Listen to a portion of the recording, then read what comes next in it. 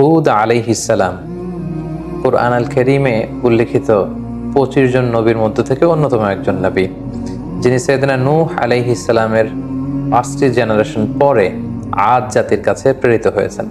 এবং সাইয়েদনা হুদ আলাইহিস সালামের নামে আল্লাহ তাআলা কালামুল্লাহ মাজিদে কুরআন আল কারীমে একটি সূরাও ডেডিকেট করেছেন, সূরাতু হুদ। এটি কুরআন আল কারীমের 11 নম্বর সূরা। আল্লাহ তাআলা ইরশাদ করছেন, ওয়া ইলা আদিন আখাহুম হুদা, আমি আদ জাতির কাছে হুদ আলাইহিস সালামকে প্রেরণ করেছিলাম। এই আদ জাতি আহকাফ এলাকায় বসবাস করত, যেটি সূরাতুল আহকাফে আল্লাহ তাআলা আমাদেরকে জানিয়েছেন। আল্লাহ ইরশাদ করছেন, ওয়াযকুর আখা আদিন ইয আনযারা কওমাহু বিল আহকাফ, হে নবী আপনি কুরাইশদেরকে আদ জাতির কাছে প্রেরিত হুদ আলাইহিস সালামের ঘটনা আপনি তাদেরকে শোনান, যিনি আহকাফবাসীদেরকে সতর্ক করেছিলেন। আহকাফ এলাকায় অবস্থিত আদ জাতির কাছে আল্লাহ তাআলা হেদায়েতের বাণী দিয়ে হুদ আলাইহিস সালামকে প্রেরণ করেছিলেন। এখন আমরা জানার চেষ্টা করব যে এই আহকাফ এলাকাটি কোথায়। এই আহকাফ এলাকাটি বেসিকলি আরাবিয়ান পেনিনসুলার একেবারে সাউদার্ন মোস্ট এলাকাতে পার্টে অবস্থিত, অর্থাৎ একেবারে দক্ষিণাঞ্চলে। আধুনিক যেই ম্যাপ, এই ম্যাপের হিসেবে যদি আমরা বলি তাহলে ইয়ামানের হাদারামাউত শহর এবং ওমানের মাঝামাঝি একটা এলাকাকে আহকাফ এলাকা বলা হয়, এবং যেটিকে কালামুল্লাহ মাজিদে ইরামও বলা হয়েছে।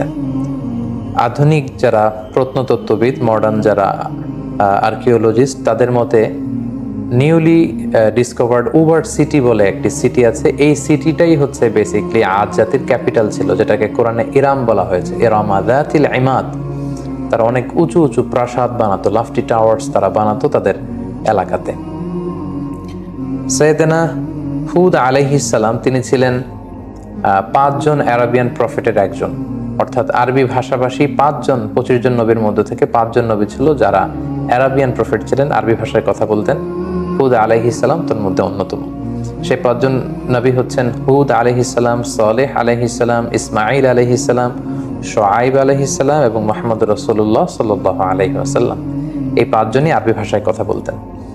এবার আমরা জানবার চেষ্টা করব যে আদ জাতির কিছু ফিচার্স, তাদের ক্যারেক্টারিস্টিক্স কেমন ছিল, তাদের স্বভাব, তাদের অভ্যেস, তাদের গুণাবলী কেমন ছিল। আমরা কালামুল্লাহ মাজিদ থেকে জানতে পারি যে তারা ছিল শাদীদুল বাতশ, খুব শক্তিশালী, খুব মাইটি একটা নেশন ছিল আদ জাতি। এবং তারা ছিল মুত্রিফুন ওয়া আগনিয়া, অত্যন্ত ধনী, বিলাসী জীবনযাপনের অধিকারী তারা ছিল।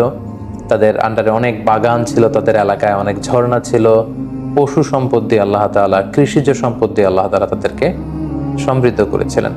এবং তাদের বিল্ডিংগুলো ছিল অনেক উঁচু উঁচু, বিনাউহুম শামিখুন ওয়া আলিন, অনেক উঁচু টাওয়ার তারা বানাতে পারত।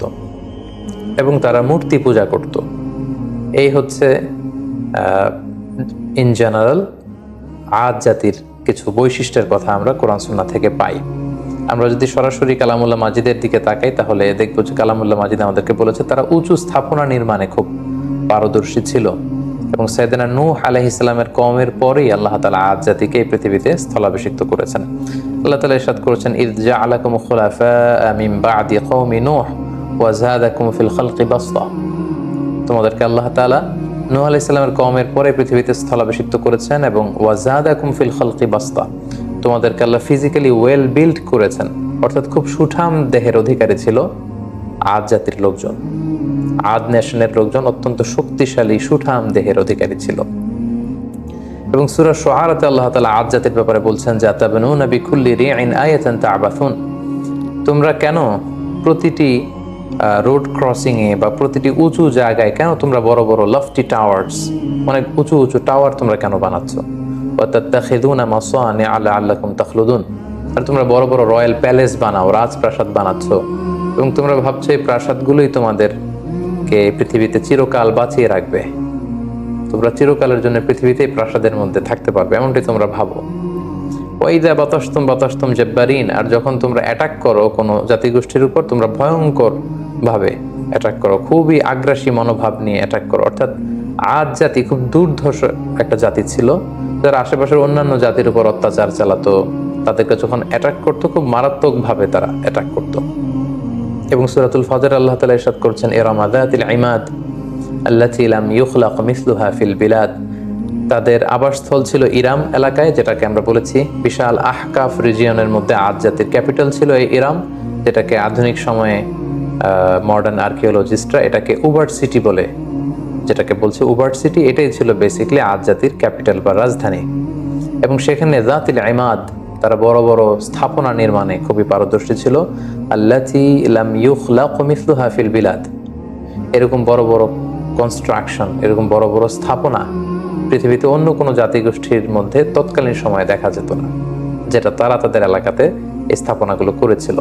এবং সবচেয়ে বড় ব্যাপার হচ্ছে যে তারা খুব অহমিকা বোধ করতো, অহংকার করত, এটা নিয়ে খুব একটা বোস্টফুল ভাব তাদের মধ্যে ছিল, একটা ইন্টেলিজেন্স ছিল, একটা প্রাইড ছিল যে আমরাই সেরা, আমরাই সবচেয়ে বড়, আমাদেরকে শেষ করে দেওয়ার মতো কেউ নেই, যেটা সরাসরি কোরআন কোট করেছে। আল্লাহ তাআলা ইরশাদ করেছেন, ফাআম্মা আদুন ফাস্তাকবারু ফিল আরদ, আর আদ জাতি পৃথিবীতে অহংকার প্রদর্শন করেছিল বিগাইরিল হক, অন্যায়ভাবে তারা নিজেদেরকে অনেক বড় বলে মনে করত, বড়ত্বের ঘোষণা দিত খুব বেশি বেশি।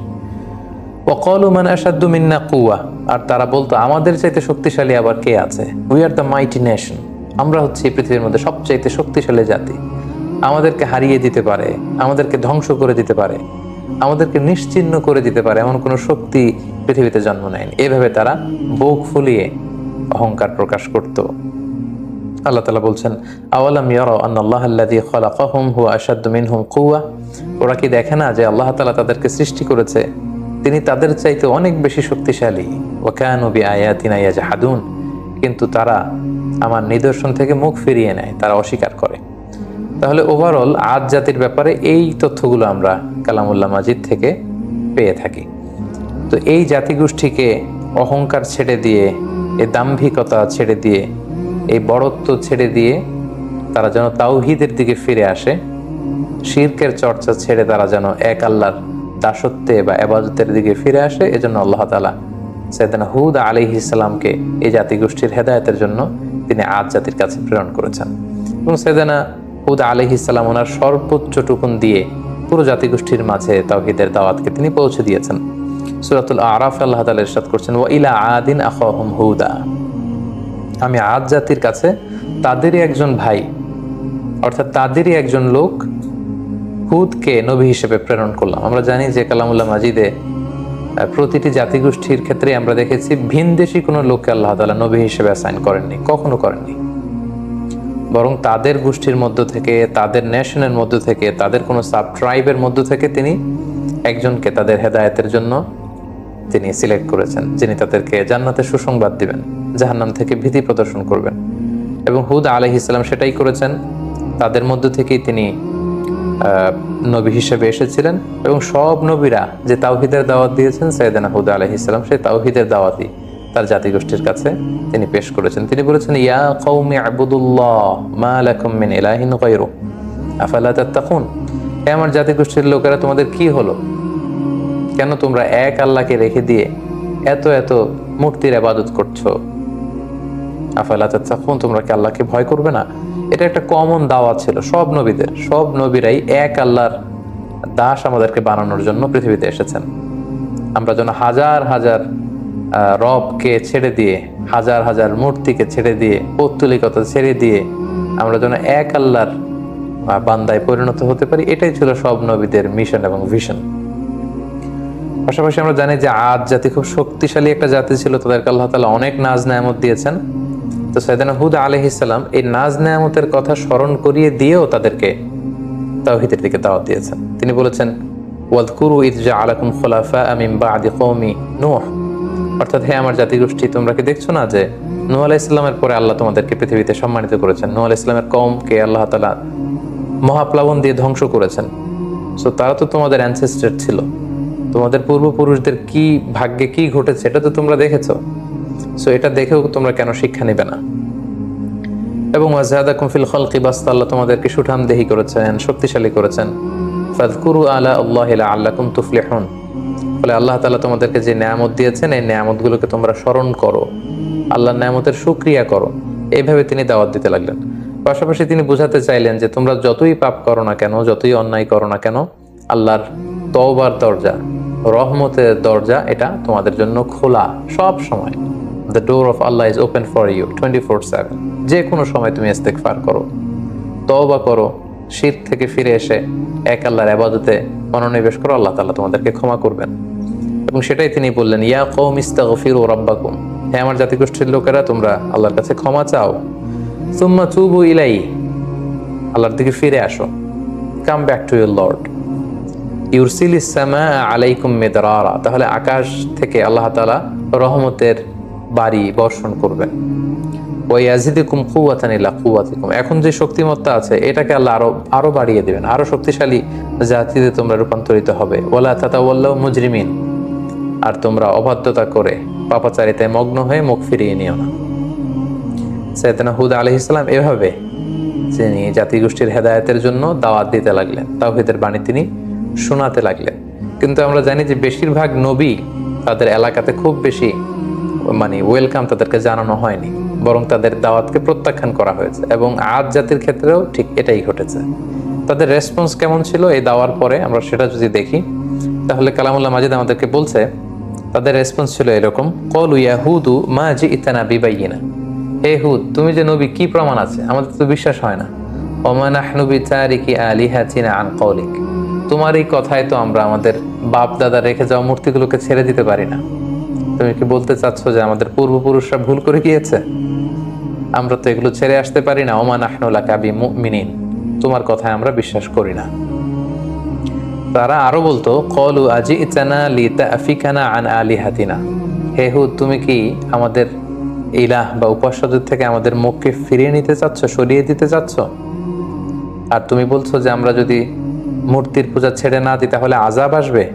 ফাআতিনা বিমা তাঈদুনা ইন কুনতা মিনাস সাদিকিন, তাহলে আযাব নিয়ে আসো, দেখাও, দেখি তোমার সাধ্যে কতটুকু কুলায়, তুমি কত বড় শক্তিশালী হয়েছো, তোমার আল্লাহর ক্ষমতা কতটুকু আমাদেরকে পারলে দেখাও। তুমি যে আযাবের কথা বলছো সেই আযাব আমাদেরকে চাক্ষুষ দেখাও, যদি তুমি সত্যবাদী হয়ে থাকো। এভাবে সাইয়েদনা হুদ আলাইহিস সালামের দাওয়াতি কথাকে, আহ্বানকে তারা প্রত্যাখ্যান করে তুচ্ছ তাচ্ছিল্যের সাথে ওনাকে পুরো আদ জাতি তারা রিজেক্ট করলো। সাইয়েদনা হুদ আলাইহিস সালাম শেষবারের মতো তাদেরকে ওয়ার্নিং করলেন এবং বললেন যে এক আল্লাহর ইবাদত যদি তোমরা মেনে না নাও তাহলে তোমাদের উপর ভয়ঙ্কর শাস্তি আসবে, ভয়ঙ্কর শাস্তি। মেঘমালা দিয়ে, প্রচন্ড বাতাস দিয়ে আল্লাহ তোমাদেরকে ধ্বংস করে দিবেন। তারা বললেন যে ফাতিনা বিমা তাঈদুনা ইন কুনতুম মিনাস সাদিকিন, তাহলে দেখাও, সে শাস্তি যদি আসার হয়ে থাকে তাহলে নিয়ে আসো, দেখি কতটুকু শাস্তি আসতে পারে। অতঃপর আল্লাহ তাআলা সাইয়েদনা হুদ আলাইহিস সালামকে বললেন, এই জাতিগোষ্ঠীর উপর অচিরেই আমি শাস্তি পাঠাবো। আল্লাহ তাআলা ইরশাদ করছেন, ফালাম্মা রাআউহু আরিদান মুস্তাকবিলা আওদিয়াতিহিম ক্বালু হাযা আরিদুম মুমতিরুনা, হঠাৎ দেখা গেল পুরো আদ জাতির ওই এরিয়াতে, দ্য এন্টায়ার ভ্যাসিনিটিতে চারদিকে শুধু মেঘ আর মেঘ, মেঘমালা, একেবারে ক্লাউডি একটা সিচুয়েশন। এবং এরকম মেঘমালা তারা কখনো জমা হতে দেখেনি তাদের আকাশে, এবং সেটা দেখে তারা তো মহা খুশি। কারণ এই মরু এলাকাতে যখন মেঘমালা আকাশে উড়ে বেড়ায় এবং সেগুলো যখন ঘনীভূত হয়, বৃষ্টি হয়, এটা তাদের জন্য kind of mercy and blessings, এটা রহমত। কারণ এতে করে তাদের জমিন উর্বর হবে, এতে করে তাদের পশুগুলোর ওট, তারপর মেষ, ভেড়া, এগুলোর খাবারের যোগান হবে, গাছপালাগুলো সবুজ তৃণলতায় ভরপুর হয়ে যাবে পুরো এলাকা। তারা এই মেঘমালা দেখে মহা খুশি। তারা এই মেঘমালা দেখে সবাই আনন্দ উৎসবের জন্য ঘর থেকে বের হয়ে আসলো এবং তারা বললো, হ্যাঁ আরিদুম মুমতিরুনা, এটা তো চমৎকার মেঘমালা, এই মেঘ থেকে বৃষ্টি হবে আর রহমের বৃষ্টিতে ভিজবে জমিন, আমাদের পুরো জমিন উর্বর হয়ে উঠবে। আল্লাহ তাআলা বললেন, বাল হুয়া মাস্তাআজালতুম বিহ, এটা রহমতের বৃষ্টি নয়, তোমরা যে আযাব চেয়েছিলে যে হে হুদ তুমি পারলে নিয়ে আসো, দেখাও, এটা সে আযাবের একটা নিশানা। আমি প্রচন্ড বাতাস দিয়ে তোমাদের ধ্বংস করব। রিহুন ফিহা আযাবুন আলিম, অচিরেই এমন বাতাস বইবে যাতে তোমাদের ধ্বংস রয়েছে। ঠিক সাইয়েদনা হুদ আলাইহিস সালামের যে ওয়ার্নিং পুরো জাতিগোষ্ঠীর জন্য তিনি দিয়েছিলেন যে আল্লাহর ইবাদত যদি তোমরা না করো, মূর্তি পূজা যদি তোমরা না ছাড়ো, এই শিরকের অন্ধকার রাস্তা ছেড়ে তোমরা যদি আলোর পথে না আসো, প্রচন্ড আযাব তোমাদেরকে পাকড়াও করবে। সে আযাব আল্লাহ তাআলা পাঠালেন। আল্লাহ তাআলা সূরা হাক্কাতে বলছেন, ওয়া আম্মা আদুন ফাউহলিকু বিরিহিন সরসরিন আতিয়া, প্রচন্ড ঝঞ্ঝা বিক্ষুব্ধ বাতাস আল্লাহ তাআলা পাঠালেন। Violent wind storm with cold wave, প্রচন্ড শৈত্য প্রবাহ, প্রচন্ড ঠান্ডা ঝড়ো হাওয়া। তারা যখন বাইরে বের হয়ে আসলো প্রচন্ড গরমের মধ্যে থেকে হঠাৎ করে ওয়েদারটা টার্ন করে ঠান্ডা হতে লাগলো। ঠান্ডা হতে হতে প্রচন্ড ঠান্ডায় পুরো এলাকার মধ্যে প্রচন্ড শৈত্যপ্রবাহ শুরু হয়ে গেল এবং প্রচন্ড ঠান্ডা ঝঞ্ঝাবায়ুতে, এই ঠান্ডা ঝড়ো হাওয়াতে এলাকার লোকজন আর বাইরে অবস্থান করতে পারলো না, সকলে ঘরের ভেতরে চলে গেল। এবং আল্লাহ তাআলা বলছেন, সাখখারাহা আলাইহিম সাবআ লায়ালিন ওয়া সামানিয়াতা আইয়াম, টানা 7 রাত 8 দিন এই প্রচন্ড শৈত্য প্রবাহে পুরো এলাকাটাকে আল্লাহ নাস্তানাবুদ করে দিলেন। প্রত্যেকটা মানুষ প্রচন্ড ঠান্ডায় তারা যে যেখানে ছিল প্রত্যেকের ঘরে সেখানে মৃত্যুবরণ করলো। হুসুমান ফাতারাল কওমা ফিহা সারআ। আল্লাহ তাআলা বললেন, নবী হে, আপনি যদি তখন থাকতেন, আদ জাতির উপর এমন ভায়োলেন্ট উইন্ড স্টর্ম আমি পাঠিয়েছি শৈত্য প্রবাহের সাথে, পুরো নেশন ওয়াইড ডিস্ট্রাকশন ছিল সেটা। আপনি থাকলে দেখতে পেতেন যে ফাতারাল কওমা, পুরো জাতিটা একসাথে, ফিহা সারআ, ভূলুণ্ঠিত হয়ে জমিনে উপর হয়ে পড়েছিল, চিৎপটাং হয়ে পড়েছিল। তাদেরকে দেখলে আপনার মনে হতো কান্নাহুম আজাজু নাখলিন খাওয়াবিয়া, এগুলো যেন কেমন যেন ভেঙে যাওয়া খেজুর গাছ। অনেক খেজুর গাছ আছে অনেক দিন পুরনো হয়ে যাওয়াতে এটা ভেঙে মাটিতে লুটিয়ে থাকে, ভুলুণ্ঠিত হয়ে থাকে। পুরো আদ জাতির নাসিবে আমি এটাই রেখে দিয়েছিলাম। প্রচন্ড ঠান্ডা বাতাসে, প্রচন্ড ঝড়ো হাওয়া দিয়ে, শৈত্য প্রবাহের মধ্য দিয়ে, রিহেন সারসার, ঝঞ্ঝা বিক্ষুব্ধ বাতাস দিয়ে আমি এই জাতিটাকে ধ্বংস করে দিয়েছি। এবং আপনি দেখলে বুঝতে পারবেন না, পুরো এলাকাটার এমন ভয়ঙ্কর অবস্থা আমি আল্লাহ তাআলা করে দিয়েছি, আপনি দেখলে বুঝতেই পারবেন না যে এখানে এরকম মাইটি নেশন, এরকম শক্তিশালী একটা জাতি এখানে ছিল। এটা দেখে বোঝারই উপায় নেই। সম্মানিত শুধু ঠিক এভাবেই এই পৃথিবী থেকে এরকম একটি মাইটি নেশনের বিদায় ঘটেছে আল্লাহ তাআলার অবাধ্যতার কারণে, অহংকার প্রদর্শনের কারণে। সাইয়েদনা হুদ আলাইহিস সালামের আনিত এই দাওয়াতকে প্রত্যাখ্যান করবার কারণে পুরো জাতিগোষ্ঠীকে আল্লাহ তাআলা ধ্বংস করে দিয়েছে। এই হুদ আলাইহিস সালামের পুরো জীবনী থেকে আমরা কি শিখতে পারি? আমরা যদি কিছু লাইফ লেসন এখান থেকে নিতে চাই, তাহলে আমরা প্রথমেই বলবো, 1 নম্বর যেটা আমরা শিখতে পারি যে আল্লাহ তাআলা যদি আমাদেরকে কোনো নেয়ামত দিয়ে থাকেন, আমাদের কৃতজ্ঞ হওয়া উচিত, গ্রেটফুল হওয়া উচিত, শুকরিয়া জ্ঞাপন করা উচিত, শুকরগুজার হওয়া উচিত। তাদেরকে আল্লাহ তাআলা বাস্তাতান ফিল খালক, সুঠামদেহী বানিয়েছেন, শক্তিশালী বানিয়েছেন, বড় বড় টাওয়ার বানানোর সুযোগ করে দিয়েছেন, প্রতিপত্তি দিয়েছেন, শান শৌকত দিয়েছেন। কিন্তু তার বিপরীতে এগুলো শুকরগুজার তারা হয়নি। আল্লাহ তাআলা শুকরিয়া না করে তারা সেখানে অহংকার প্রদর্শন করছিল, নিজেদের বরত্বের ঘোষণা দিচ্ছিল। সো এই শিক্ষাটি আমরা নিতে পারি, আল্লাহর কোনো নেয়ামত পেলে যেন আমরা নেয়ামতের শুকরিয়া করি। আল্লাহ তাআলা বলছেন, লা ইন শাকারতুম লা ইয়াজিদান্নাকুম ওয়া লা ইন কাফারতুম ইন্না আযাবি লাশাদীদ। যদি তোমরা আমার নেয়ামতের শুকরিয়া করো, আমি আল্লাহ তাআলা এই নেয়ামতকে আরো বহুগুণ বাড়িয়ে দেব। আর যদি না শুকরি করো, তাহলে জেনে রাখো আমার শাস্তি বড় ভয়ঙ্কর। 2 নম্বর যে শিক্ষাটি আমরা পাই সেটা হচ্ছে আমাদের হিস্ট্রি থেকে শিক্ষা নেওয়া উচিত, অর্থাৎ ইতিহাস থেকে আমাদেরকে শিক্ষা নিতে হবে। একটা কথা বলা হয় এরকম যে ইতিহাসের সবচেয়ে বড় শিক্ষা হচ্ছে যে মানুষ ইতিহাস থেকে শিক্ষা নিতে চায় না।